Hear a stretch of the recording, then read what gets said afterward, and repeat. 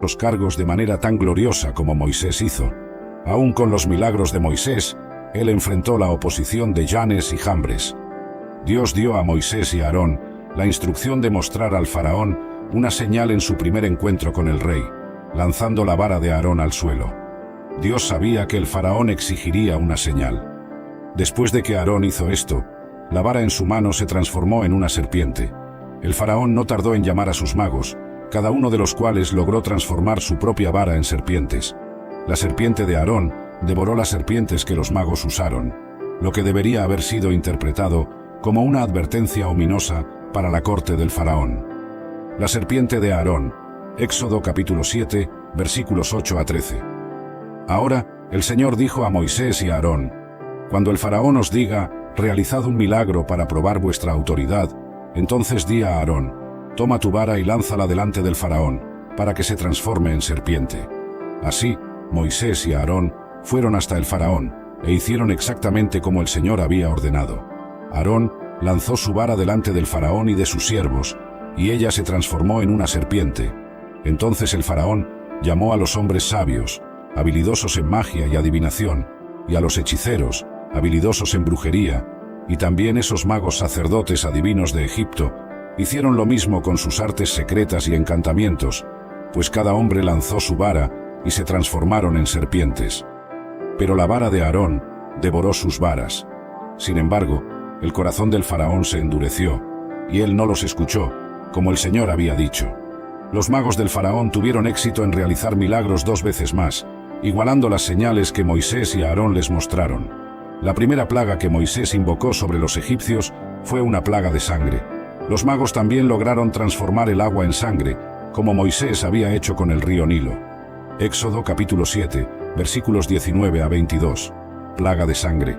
Entonces el Señor dijo a Moisés: di a Aarón: toma tu vara y extiende tu mano sobre las aguas de Egipto, sobre sus ríos, sobre sus arroyos, sobre sus estanques y sobre todos sus depósitos de agua, para que se transformen en sangre, y habrá sangre por toda la tierra de Egipto, tanto en recipientes de madera como en recipientes de piedra. Así, Moisés y Aarón hicieron exactamente como el Señor había ordenado, y él levantó la vara y golpeó el agua que estaba en el Nilo, a la vista del faraón y a la vista de sus siervos, y toda el agua que estaba en el Nilo se transformó en sangre.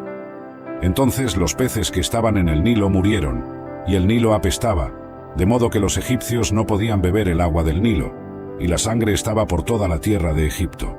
Pero los sacerdotes adivinos de Egipto hicieron lo mismo con sus artes secretas, y el corazón del faraón se endureció. Perfectas. Solo sinceridad. Puedes decirle: Dios, no estoy bien. Mi mente está hecha un caos.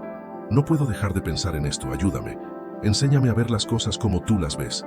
Y él responde. Siempre responde. Tal vez no de la forma que esperas, ni en el momento que quisieras, pero responde. A veces con una paz que no puedes explicar. A veces con una palabra que lees justo en el momento indicado. A veces con silencio. Pero incluso en ese silencio, Él está trabajando. Porque Dios pelea tus batallas contigo. No las mira desde lejos. Está en el campo de batalla, a tu lado, mostrándote que no tienes que hacerlo solo. Que su espíritu está dentro de ti, dándote fuerza, recordándote su verdad, levantándote cuando caes. Eso es lo que Jesús prometió cuando dijo que enviaría al Consolador, no solo para consolarte en momentos difíciles, sino para guiarte a toda verdad. Y esa guía es diaria, es constante, es real. ¿Recuerdas cuando Jesús estuvo en el huerto de Getsemaní? Él también tuvo pensamientos pesados. Dijo: mi alma está muy triste, hasta la muerte. Mateo 26:38. ¿Y qué hizo en ese momento? Fue al Padre. Abrió su corazón, derramó su angustia, y aunque la situación no cambió de inmediato, recibió fortaleza para enfrentar lo que venía. Eso es lo que tú puedes hacer también. No tienes que tener la mente perfecta para acercarte a Dios. Te acercas precisamente porque tu mente necesita sanidad. Él no espera que estés fuerte, espera que estés dispuesto a dejarlo entrar, a dejarlo actuar, a dejarlo renovar cada pensamiento con su verdad. Y no siempre vas a sentirte poderoso. Habrá días donde los pensamientos negativos vuelvan con fuerza, donde sientas que diste un paso hacia atrás. Pero en esos días, recuerda esto: Dios no se ha movido de tu lado, no retrocede por tus dudas, no se rinde contigo, no te cambia por tener una mente en proceso. Él te ama, incluso cuando tu mente no puede entenderlo del todo. Y eso, amigo mío, es lo que le da sentido a todo este camino. Porque no se trata de tener una mente perfecta, sino una mente rendida a Dios. Una mente que decide cada día decir: hoy no quiero vivir por lo que siento, quiero vivir por lo que sé que es verdad, y mi verdad es Cristo. Así que si te sientes cansado, si te cuesta luchar con tus pensamientos, si has tenido días oscuros, vuelve al centro, vuelve a Dios.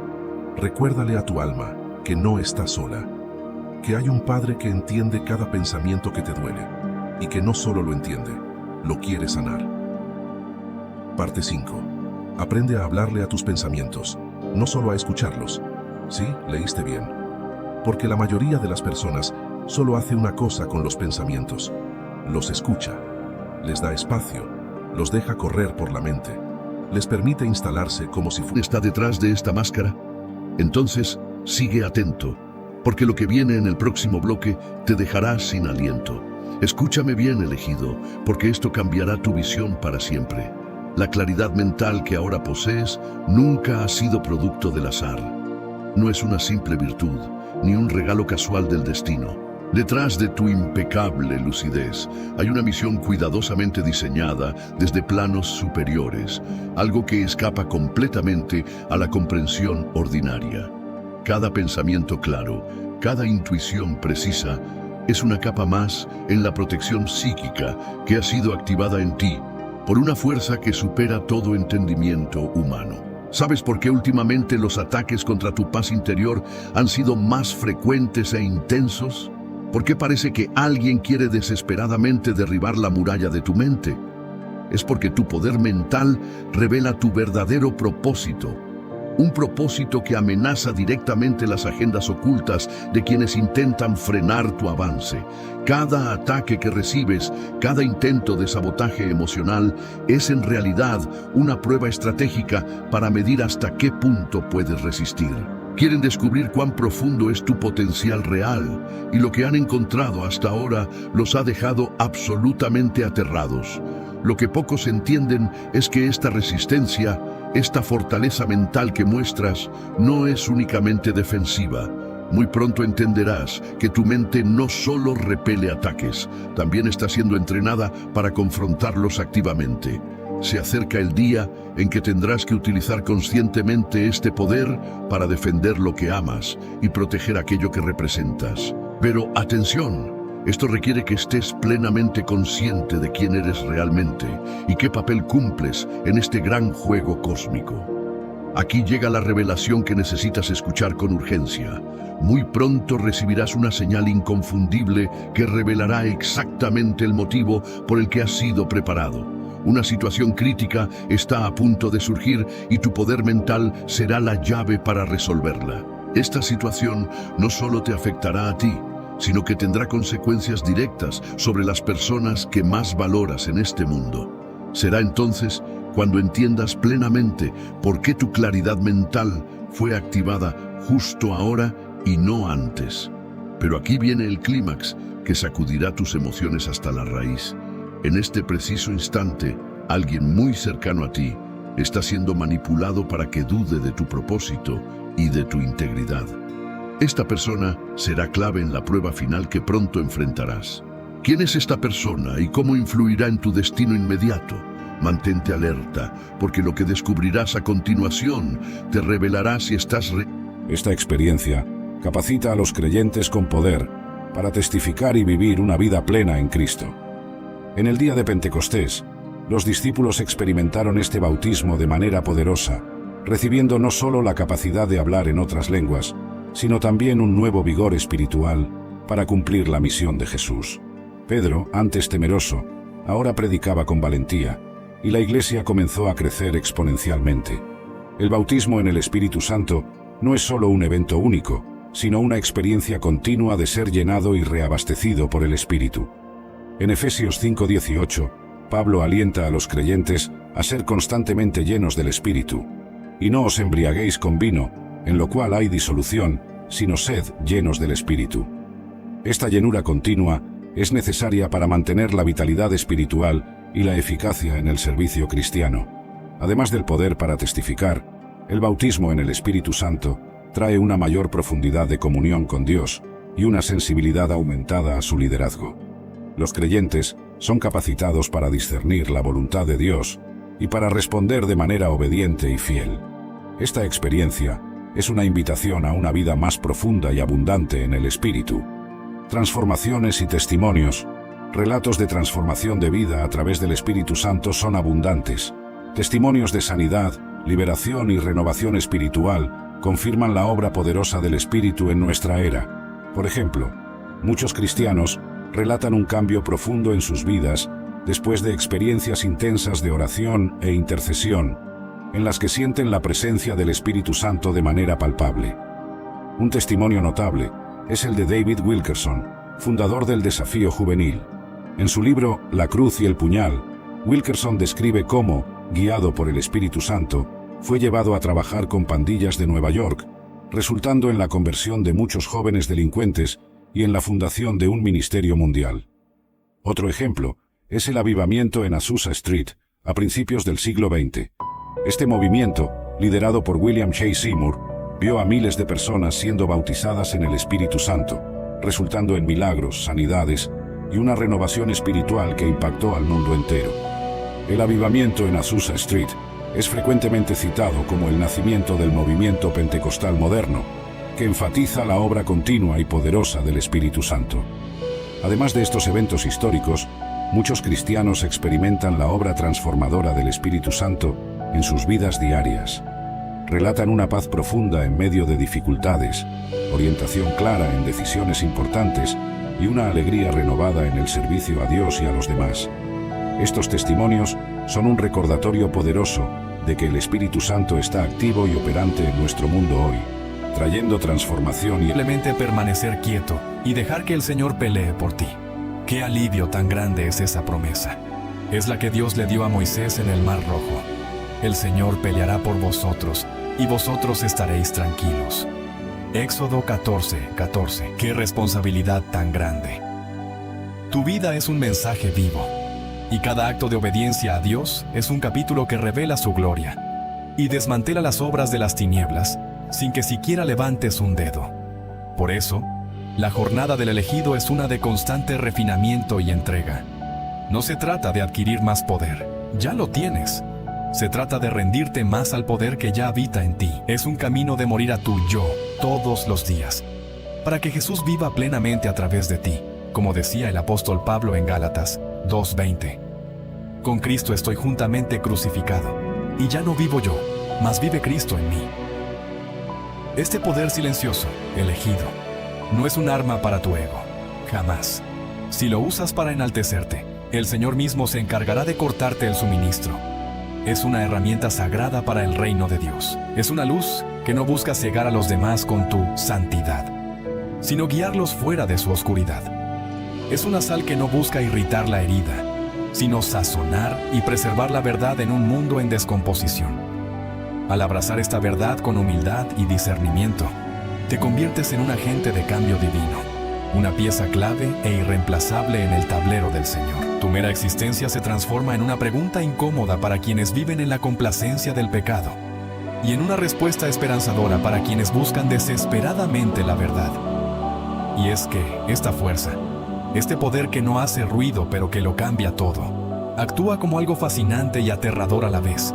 Actúa como un espejo, no un espejo que refleja tu rostro o el de ellos, sino uno mucho más profundo e inquietante.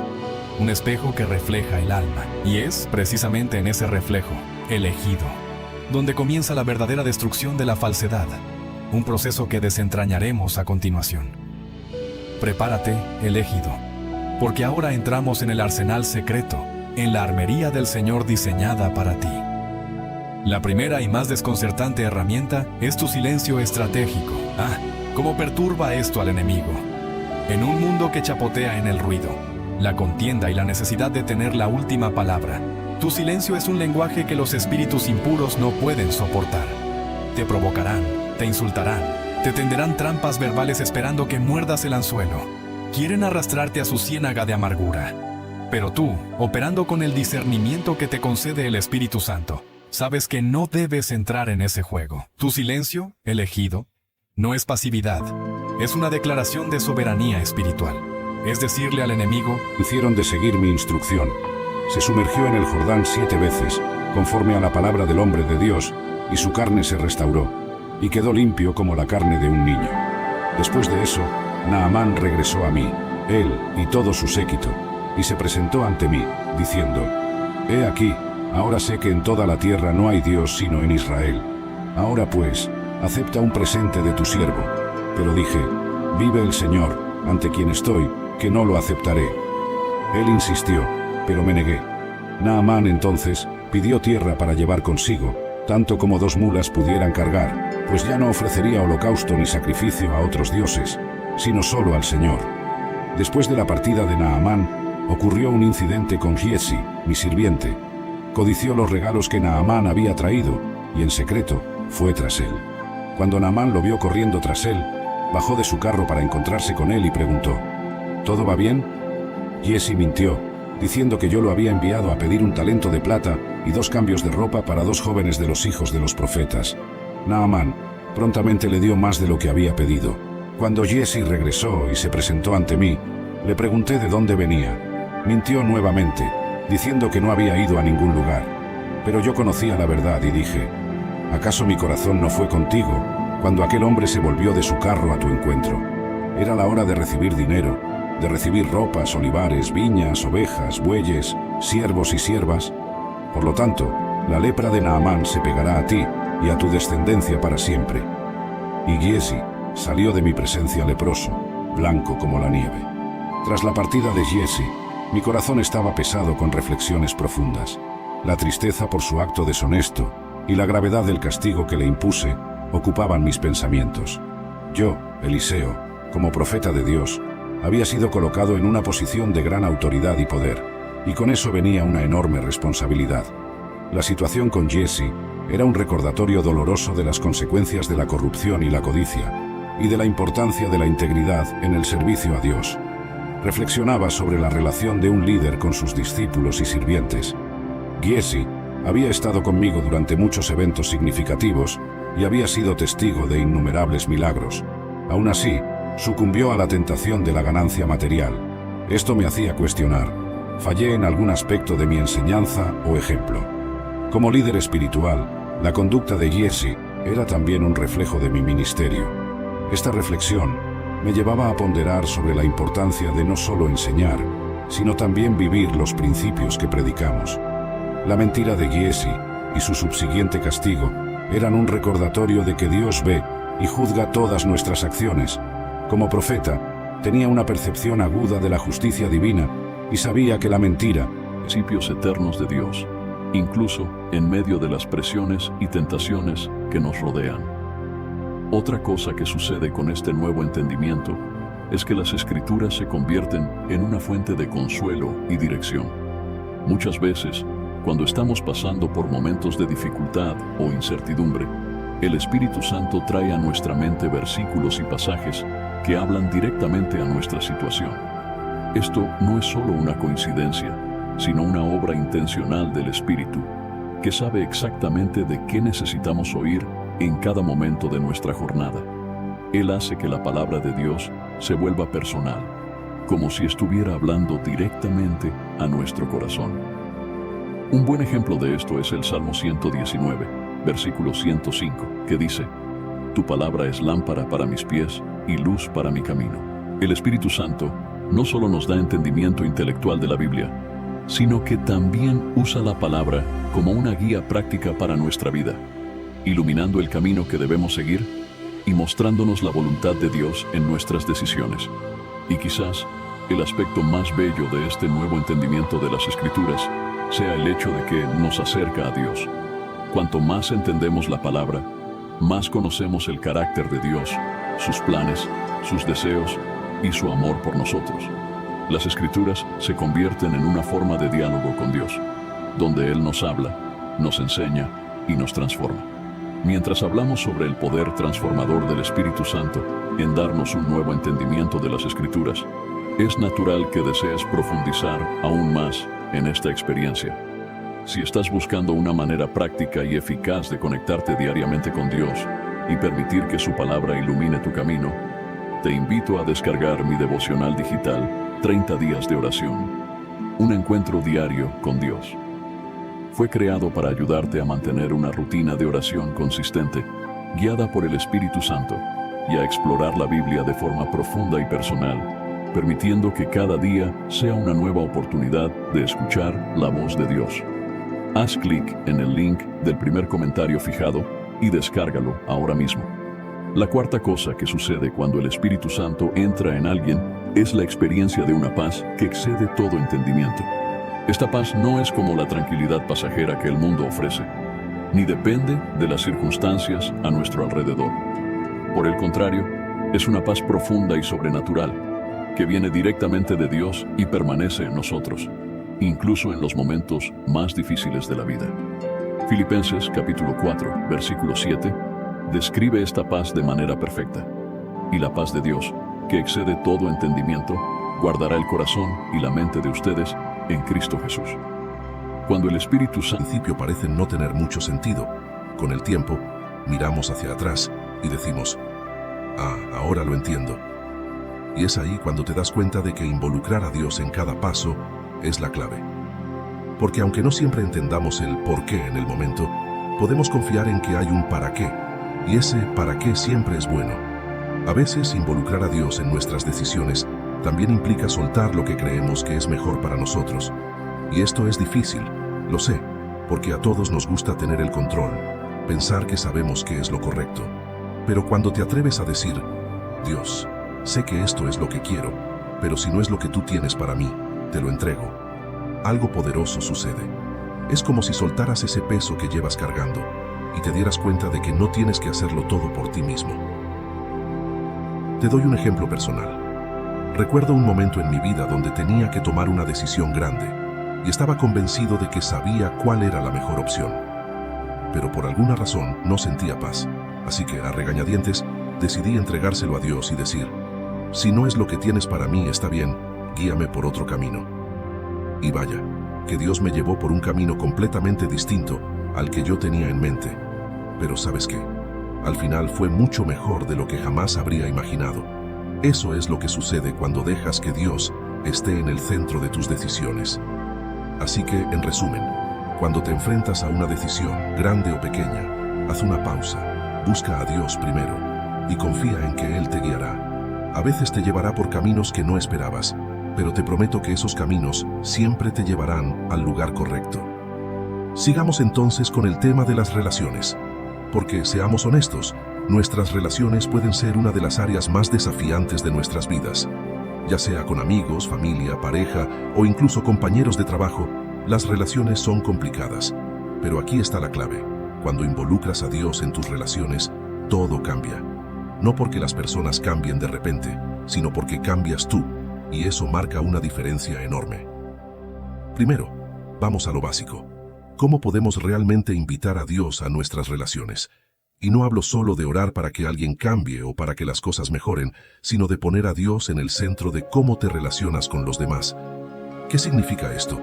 Pues empieza con algo tan simple como tratar a las personas con el mismo amor y paciencia con el que Dios te trata a ti. Piénsalo de esta manera. Todos tenemos momentos en los que nos frustramos con alguien, ya sea porque no actúan como esperábamos o porque nos han hecho daño. Es natural, somos humanos, y las relaciones no son perfectas. Pero cuando traes a Dios a la ecuación, te das cuenta de que el amor que Él nos muestra es incondicional. Plaga golpeó el campamento, una enfermedad súbita y mortal. Nunca hablaremos del Dios de los judíos. Pero mientras las palabras dejaban sus labios, el rey sabía que estaba mintiéndose a sí mismo. En su corazón, una certeza terrible se había instalado. Había desafiado a un poder mayor que todos los dioses de Asiria, y solo por misericordia inexplicable aún respiraba. En las calles de Jerusalén, el pueblo comenzaba a reunirse en celebración espontánea. Cánticos de alabanza resonaban desde las casas y el templo. Mujeres danzaban, niños corrían libremente, y hombres se abrazaban, muchos con lágrimas de alivio corriendo por sus rostros barbados. El sol subía más alto en el cielo, mientras Jerusalén vibraba con celebraciones sin precedentes. En las calles y en el templo, el pueblo cantaba salmos de gratitud, sus voces uniéndose en una sinfonía de adoración que parecía hacer que las propias piedras de la ciudad resonaran. Cuando el Señor hizo volver a los cautivos de Sión, entonaban los levitas en el templo, fuimos como los que sueñan, entonces nuestra boca se llenó de risa y nuestra lengua de cánticos de alegría. Ezequías, vestido con sus ropas reales, lideró una procesión solemne al templo. En sus manos llevaba una ofrenda de gratitud tan generosa que los sacerdotes apenas podían contabilizar sus tesoros. El rey, que había llorado amargamente ante la amenaza asiria, ahora tenía lágrimas de alegría en sus ojos. Hoy, proclamó él ante la asamblea reunida, presenciamos lo que nuestros antepasados nos contaron, lo que nuestros padres aprendieron de sus padres. El Señor es un guerrero, el Señor es su nombre. ¿Quién como tú entre los dioses, oh Señor? ¿Quién como tú, majestuoso en santidad, terrible en hechos gloriosos, realizador de maravillas? Mientras tanto, a algunas millas de distancia, lo que quedaba del otrora poderoso ejército asirio se retiraba en desorden. Carruajes y carretas abandonadas bloqueaban el camino mientras soldados aturdidos caminaban como hombres en trance. El miedo a ser alcanzados por el ángel de la muerte, como ahora lo llamaban en susurros, los impulsaba a una huida desesperada. Sennacherib, en su carruaje real tirado por 4 caballos blancos, mantenía los ojos fijos en el horizonte, negándose a mirar hacia atrás. El gran conquistador, que había expandido las fronteras de Asiria más allá de lo que cualquier predecesor lograra, ahora huía de una ciudad que no había conseguido conquistar. La historia recordará esto como una retirada estratégica, murmuró él a su escriba, que anotaba fielmente en una tablilla de arcilla. Registra que una enfermedad golpeó el campamento, forzándonos a posponer la conquista de Jerusalén. El escriba asintió, pero sus ojos traicionaban la verdad que todo.